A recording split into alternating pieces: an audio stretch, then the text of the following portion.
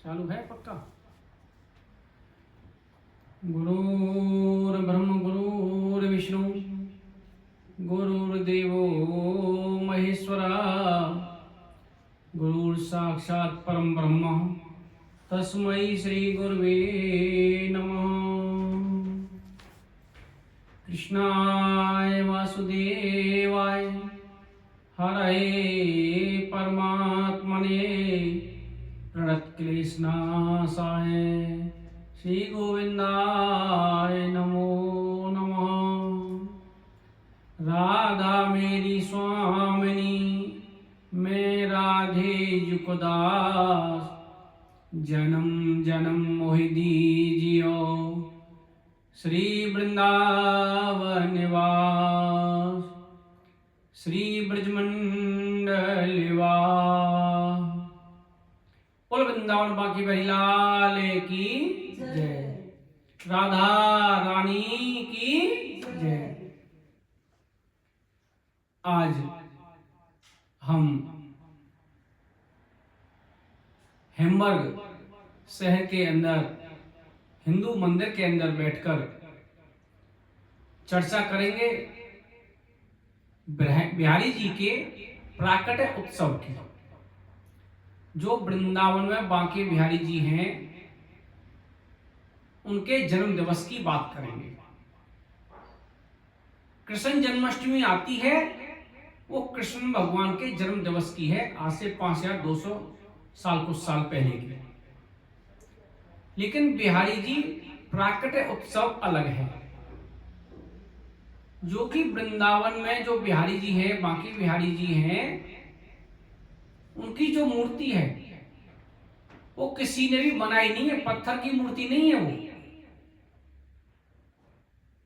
वो संत हरिदास जी ने प्रकट की थी। वो मानव निर्मित या किसी के हाथों के द्वारा बनाई गई मूर्ति नहीं है। वो कब प्रकट की थी? पंचमी के दिन। उसको बोलते हैं बिहारी जी पंचमी।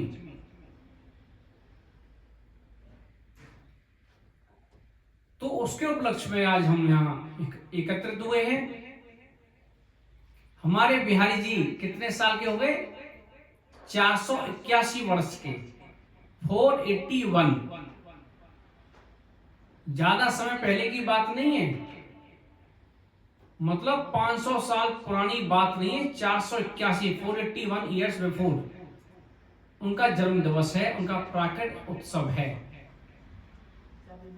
अब उनको कहां प्रकट किया था, कैसे प्रकट किया था, उसके बारे में बताएंगे।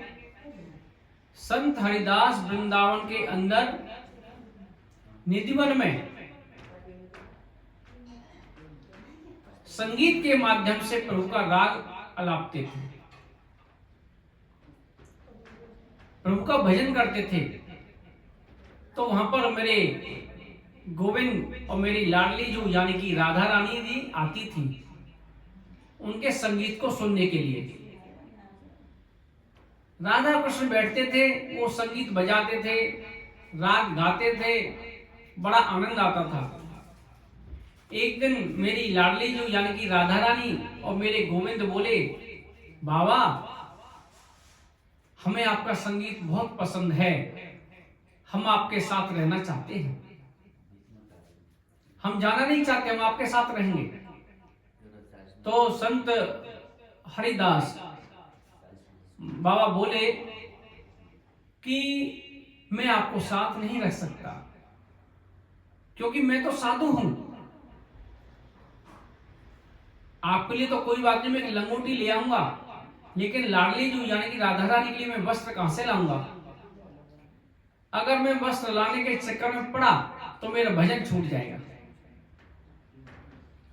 मुझसे सेवा नहीं होगी, इसलिए मैं आपको नहीं रख सकता। यह बात सुनकर मेरे गोविंद और लाडली जो बोले, अगर हम कुछ ऐसा करें कि हम दोनों मिलकर एक हो जाएं, तो आप अपने साथ रख लोगे? तो मेरे संत श्री हरिदास जी ने बोला कि ठीक है, अगर आप एक हो जाएंगे तो मैं सोचूंगा। तो एक वस्त्र से काम चल जाएगा, दो दो वस्त्र यानी कि कपड़े लाने की जरूरत नहीं है। तो वहां पर देखते ही देखते मेरे गोविंद और मेरे लाडली जो राधा रानी, राधा कृष्ण का एक विग्रह बन गया, एक तस्वीर बन गई, एक मूर्ति बन गई। दोनों एक में समाहित हो गए और एक मूर्ति के रूप में उपस्थित हो गए। अब ठीक है, अब आप अपने साथ रख सकते हो। तो संत हरिदास जी बोले, हाँ महाराज, अब मैं अपने साथ रखूंगा। तो संत हरिदास जी ने निधिवन के अंदर, वृंदावन के अंदर जो निधिवन है, वहां पर रहकर उस मूर्ति को स्थापित किया और उनके सामने प्रतिदिन राग अलापते थे। जब तक संत हरिदास जी रहे तो उनकी सेवा पूजा निधिवन में हुई। उसके बाद उस मूर्ति को वहां से लाकर, जहां पर आजकल वृंदावन में बिहारी जी का मंदिर है, वहां पर स्थापित कर दिया। बोलो राधे राधे। इसलिए यहां से हम अपने बिहारी जी को 481 के जन्म दिवस की बहुत बहुत बधाई, बहुत बहुत शुभकामनाएं देते हैं। राधे राधे। आज हमारे बिहारी जी 481 वर्ष के पूरे हो गए। जो भी लोग यहां से जाते हैं दर्शन करने के लिए, ये ना सोचें कि हम किसी मूर्ति को देखने जा रहे हैं। अगर आप वृंदावन में जाने का मौका मिले, दर्शन करने का मौका मिले, तो ये ना सोचें कि ये मूर्ति के दर्शन कर रहे हैं हम। वो मूर्ति नहीं है, वो साक्षात है। साक्षात दर्शन देता है लोगों को और लोग उनसे मिलने जाते हैं। जब आप बिहारी जी के मंदिर में जाएं, उनसे आंखें जरूर मिलाएं। बिहारी जी की बहुत छोटी छोटी कथाएं हैं जो भक्तों को दिन प्रतिदिन आनंद विभोर करती हैं। सिर्फ भाव होना चाहिए, हमारी दृष्टि होनी चाहिए। जैसी दृष्टि और वैसी सृष्टि। राधे राधे। बोल वृंदावन बाके बिहारी लाल की जय। राधा रानी की जय।